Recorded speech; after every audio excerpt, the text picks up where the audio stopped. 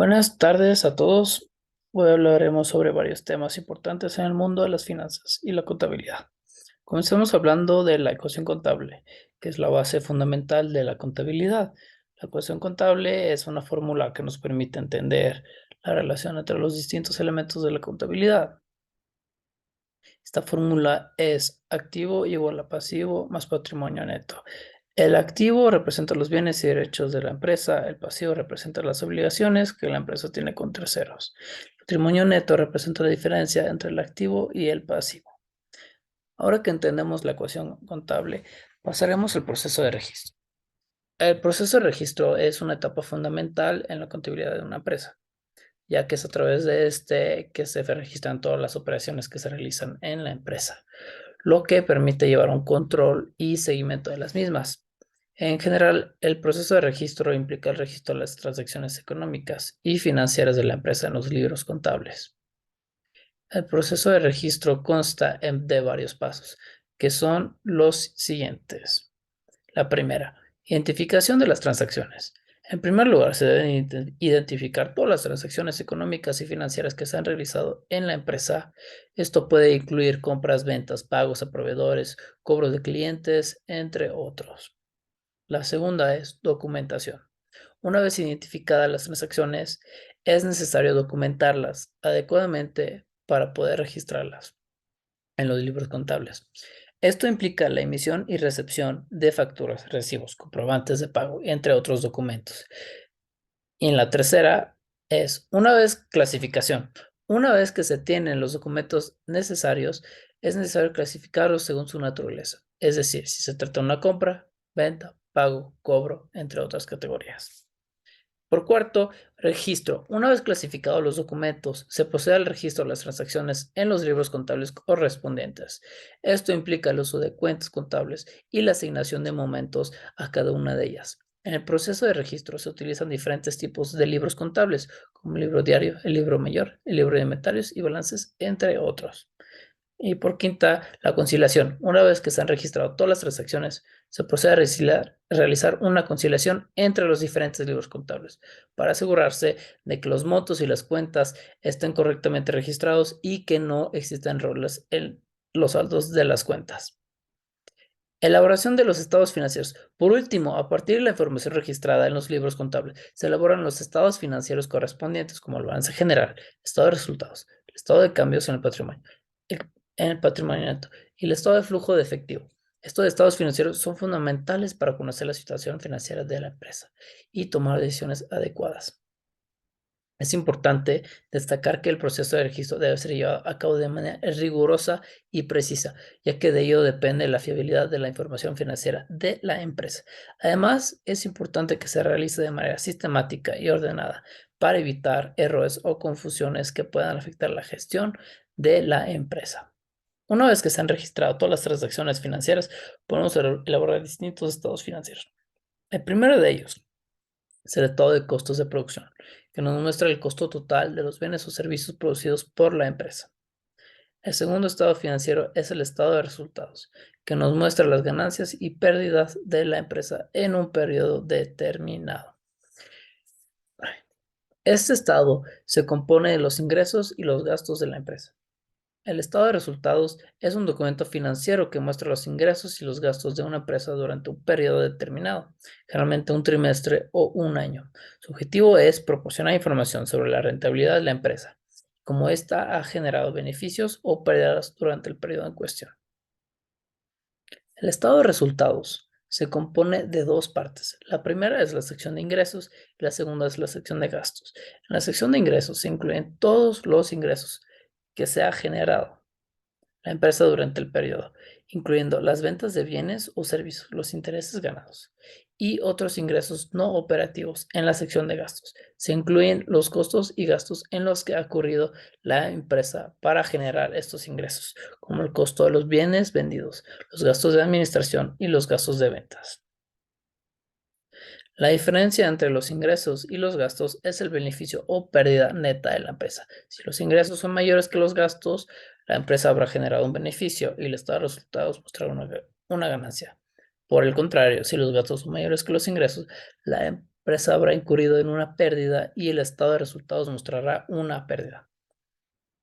El estado de resultados es una herramienta clave para la gestión financiera de una empresa, ya que permite a los inversores, accionistas y directivos conocer la rentabilidad de la empresa y cómo ésta ha generado sus beneficios o pérdidas. Además, el estado de resultados puede utilizarse para analizar la eficiencia de la empresa en la gestión de sus costos y gastos, así como para identificar áreas en las que se pueden mejorar los ingresos. En resumen, el estado de resultados es una herramienta importante para evaluar la rentabilidad de una empresa y cómo ésta ha generado beneficios o pérdidas durante un periodo determinado. Es esencial para la toma de decisiones financieras y puede utilizarse para evaluar la eficiencia en la gestión de costos y gastos y para identificar áreas en las que se pueden mejorar los ingresos. El tercer estado financiero es el balance general, que nos muestra la situación financiera de la empresa en un momento determinado. Este estado se compone de los activos, los pasivos y el patrimonio neto de la empresa. El balance general es uno de los estados financieros más importantes para cualquier empresa, ya que nos proporciona una visión general de su situación financiera en un momento determinado. Este estado financiero está compuesto por dos secciones principales, el activo y el pasivo. En la sección de activos se muestran los bienes y derechos que se poseen en la empresa, mientras que en la sección de los pasivos se muestran las deudas y obligaciones que tiene. El activo se divide en dos categorías, activo corriente y activo no corriente. El activo corriente incluye todos aquellos bienes y derechos que se puedan convertir en efectivo en un plazo no mayor a un año, como el dinero en efectivo, las cuentas por cobrar, los inventarios y los activos financieros. El activo no corriente, por su parte, incluye todos aquellos bienes y derechos que no se pueden convertir en efectivo en un plazo menor a un año, como los inmuebles, la maquinaria, los equipos y los activos tangibles. Más bien son inversiones a largo plazo. En cuanto a la sección de pasivos, también se divide en dos categorías principales, pasivo corriente y pasivo no corriente. Pasivo corriente incluye todas aquellas deudas y obligaciones que deben ser pagadas en un plazo no mayor a un año, como las cuentas por pagar, los impuestos por pagar, los préstamos a corto plazo y las provisiones. El pasivo no corriente, por su parte, incluye todas aquellas deudas o obligaciones que no se deben de pagar en un plazo menor a un año, como los préstamos a largo plazo, las hipotecas y las obligaciones por pensiones. La diferencia entre el activo y el pasivo nos da el patrimonio neta de la empresa, que es el valor residual que queda después de deducir todos los pasivos del activo. El patrimonio neto incluye el capital social, las reservas y las utilidades acumuladas de la empresa. En conclusión, el balance general es una herramienta fundamental para entender la situación financiera de una empresa en un momento determinado. A través de él podemos conocer los bienes y los derechos que posee la empresa, así como sus deudas y obligaciones. El patrimonio neto nos da una idea del valor que queda después de deducir todos los pasivos del activo. El cuarto estado financiero es el flujo de efectivo. Este estado nos muestra la cantidad de dinero que ha entrado y salido de la empresa en un periodo determinado. Existen dos métodos para elaborar el estado de flujo de efectivo, el método directo y el método indirecto. El flujo de efectivo es un estado financiero que nos muestra la cantidad de efectivo que entra y sale de la empresa durante un periodo determinado. Este estado financiero es importante porque nos permite conocer la capacidad de la empresa para generar efectivo y para cumplir con sus obligaciones financieras a corto plazo. Existen dos métodos para calcular el flujo de efectivo, el método directo y el método indirecto. El método directo se basa en calcular el efectivo que entra y sale de la empresa a través de los distintos conceptos, como las ventas, las compras y los gastos. Es decir, se parte de la información de las entradas y salidas de efectivo para determinar un flujo neto de efectivo en un periodo determinado. El método indirecto, por su parte la utilidad neta del periodo y la ajusta por las partidas que no implican movimiento de efectivo, como la amortización, la provisión para cuentas incobrables, la provisión para impuestos diferidos, entre otras. De esta manera, se llega a la cifra de flujo neto de efectivo del periodo. En cuanto al método directo, es más detallado y nos permite tener una visión más clara de los flujos de efectivo de la empresa. Sin embargo, su cálculo puede ser más complejo ya que requiere de una gran cantidad de información. Por otro lado, el método indirecto es más sencillo de calcular, pero puede no proporcionar una información tan detallada como el método directo. Es importante mencionar que el flujo de efectivo no es lo mismo que la utilidad neta del periodo. ya que este se calcula restando los gastos de los ingresos, mientras que el flujo de efectivo se basa en el movimiento de efectivo en el periodo. Es decir, la utilidad neta no siempre coincide con el flujo de efectivo, ya que pueden existir partidas que no implican movimiento de efectivo y que afectan a la utilidad neta.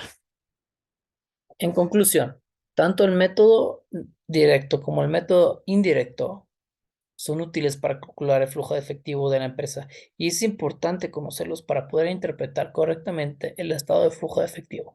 Cada método tiene sus ventajas y desventajas y la elección del método dependerá de las necesidades y características específicas de cada empresa.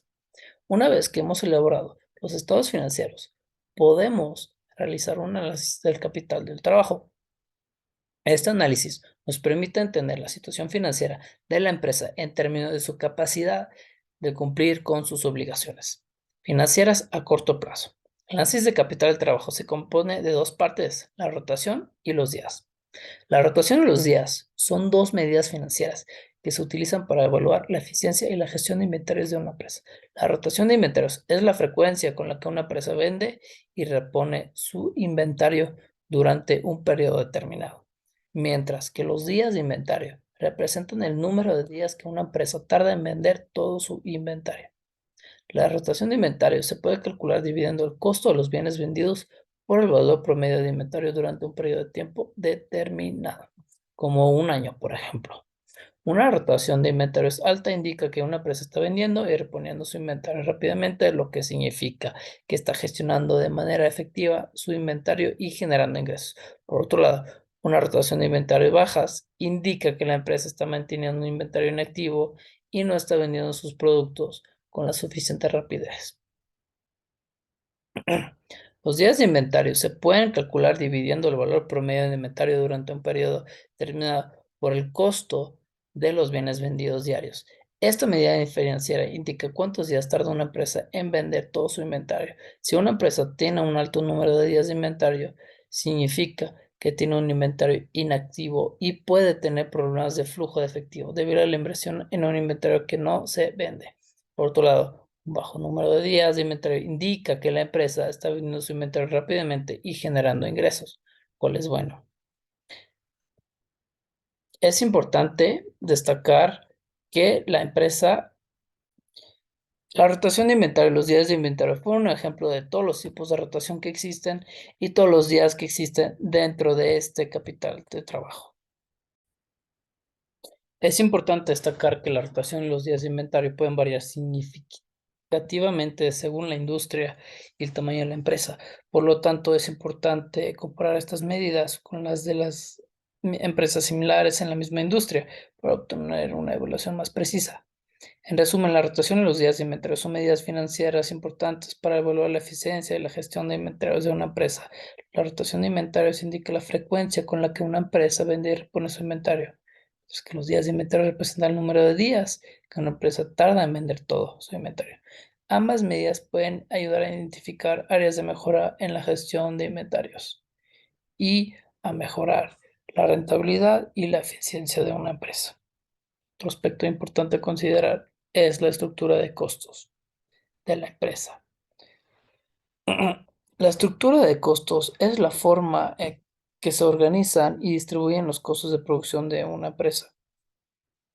Estos costos pueden incluir costos de materiales y la mano de obra, la maquinaria y el equipo y los gastos generales. La estructura de costos es esencial para que una empresa pueda determinar el costo total de producción de sus productos o servicios y por lo tanto establecer el precio de ventas adecuado para obtener ganancias.